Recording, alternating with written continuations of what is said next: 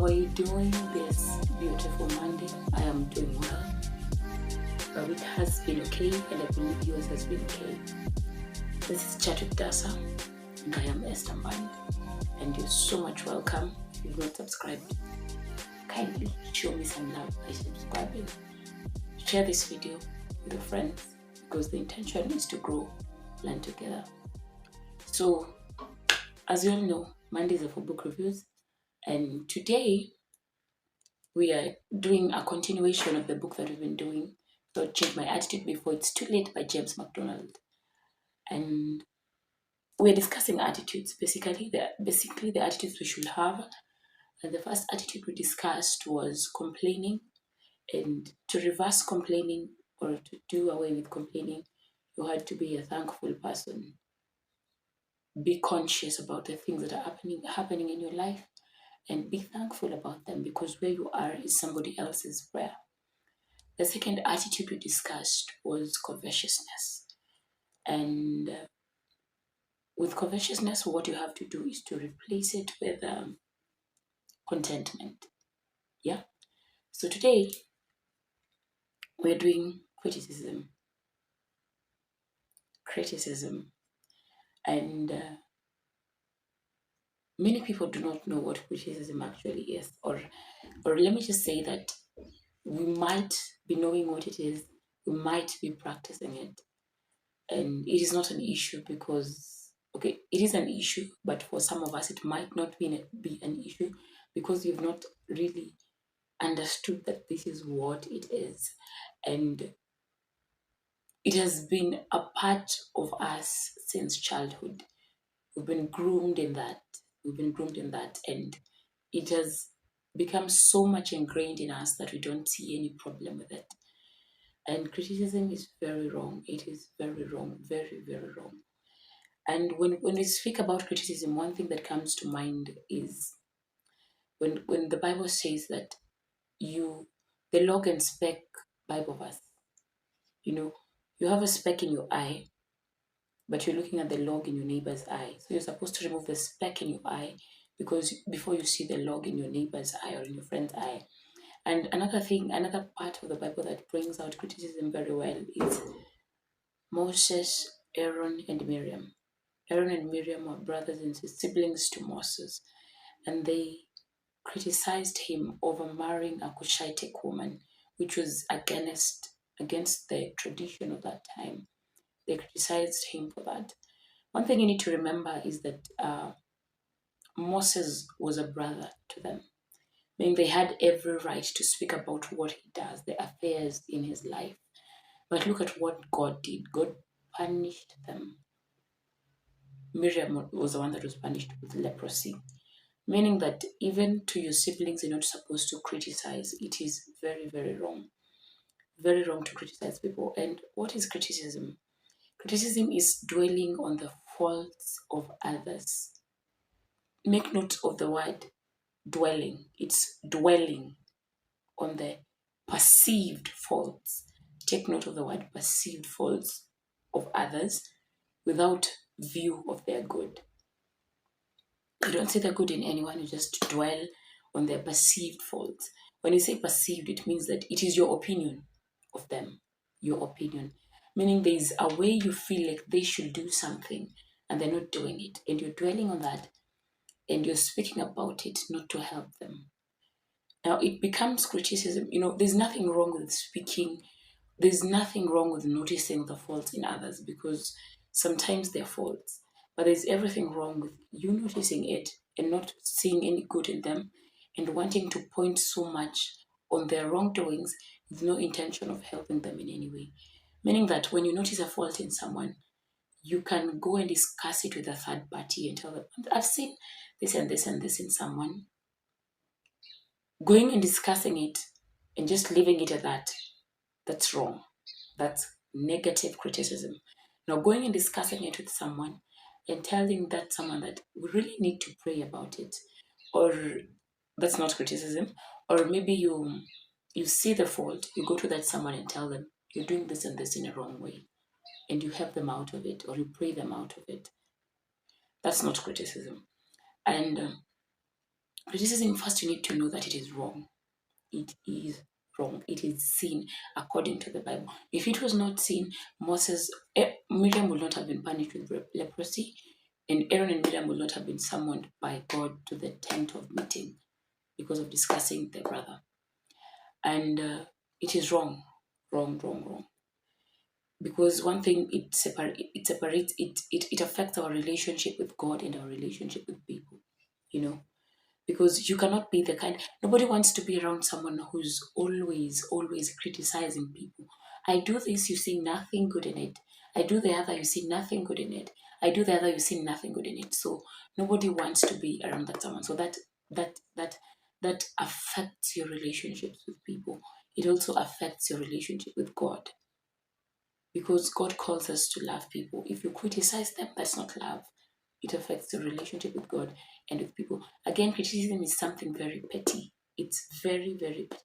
Sometimes there are things that we can actually overlook. There are things that we can address, because criticism can shift into something that you form a whole opinion about someone that is wrong.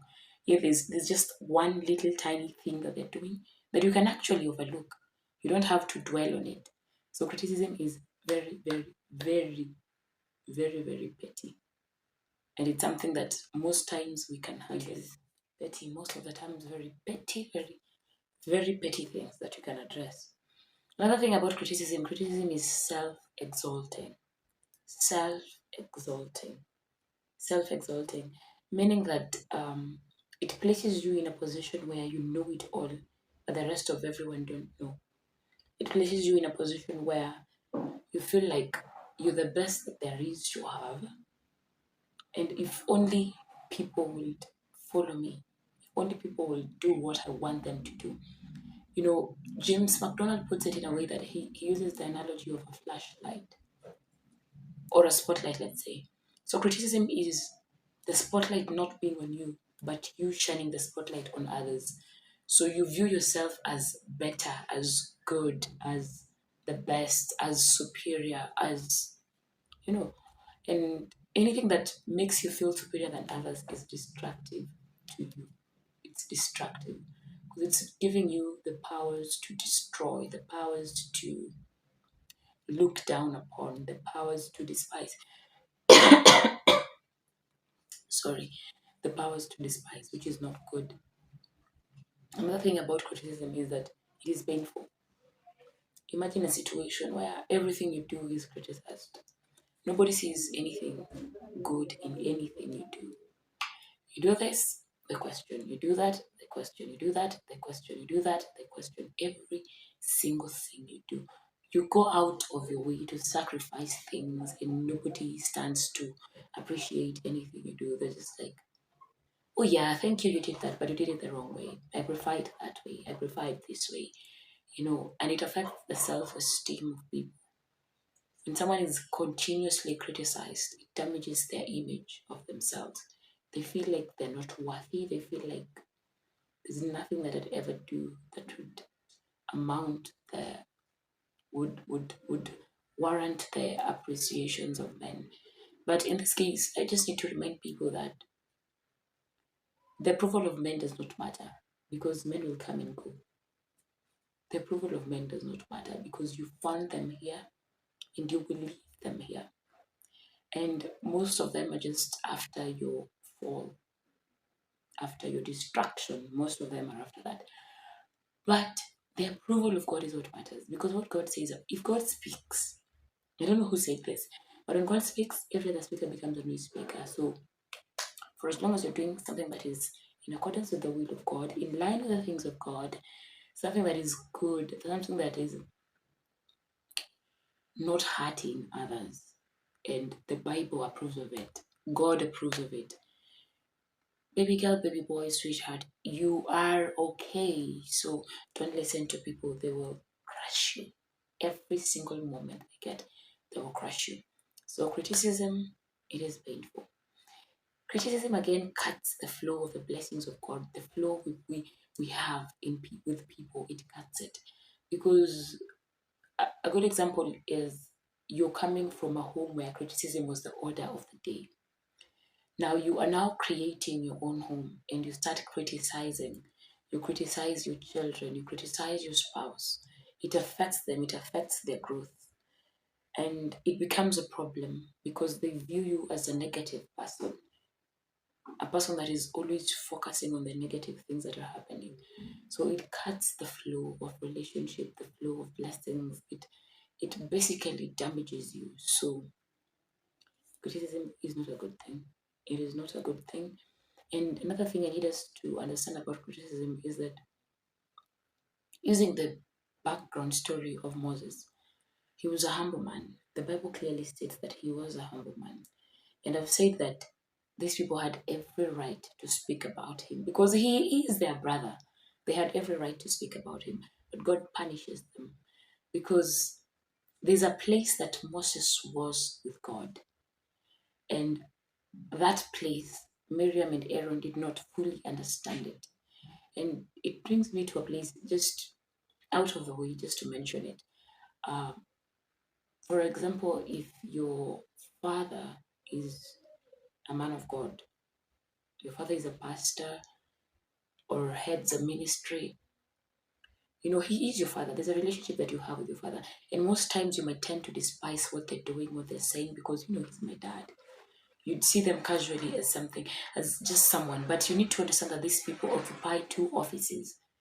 They are your father and they're your spiritual father.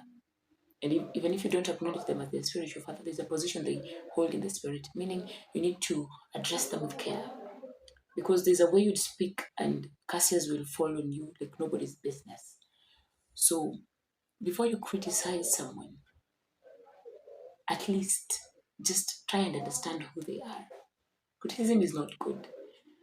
That is why you cannot fully understand someone by just looking at them. You need to have a relationship with them. So even in that relationship, don't criticize anyone. You don't know their standing with God. You don't know where they stand. You don't know how they are, who they are exactly. So do not, just in plain terms, don't criticize. Do not criticize. It is wrong. Very, very wrong. And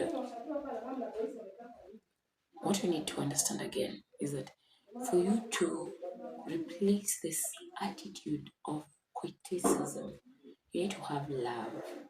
You need to have love. And that is why I say that I'm going to do a whole video on what love really is, because people do not understand love.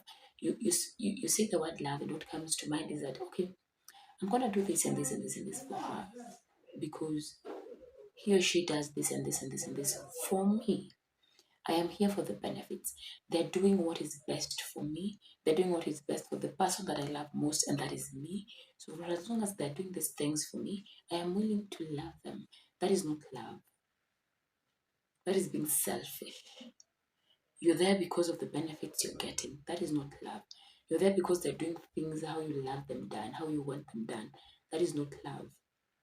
So love is when you James Macdonald says that when it comes to love, you cannot love and not have truth. And when you decide to focus on the truth without love, it does not help anyone because you'd be speaking from a point of self-righteousness. That is truth without love. That is what he says. And when there's love without truth, it is compromising. It's like saying, okay, a random example. I know my friend is an alcoholic. I don't like how they drink alcohol because it's detrimental to their health. But again, I will not tell them that alcohol is bad because they will probably hate me or dislike me, or they will not take it lightly with me. But what I'll do is I'll just care for them, love them. You see, it is halfway, it's not fully balanced. You're loving them, but in the wrong way. You're loving them, but you're hurting them on that side. So, love and truth, they accompany each other. And the Bible has a lot to say about love.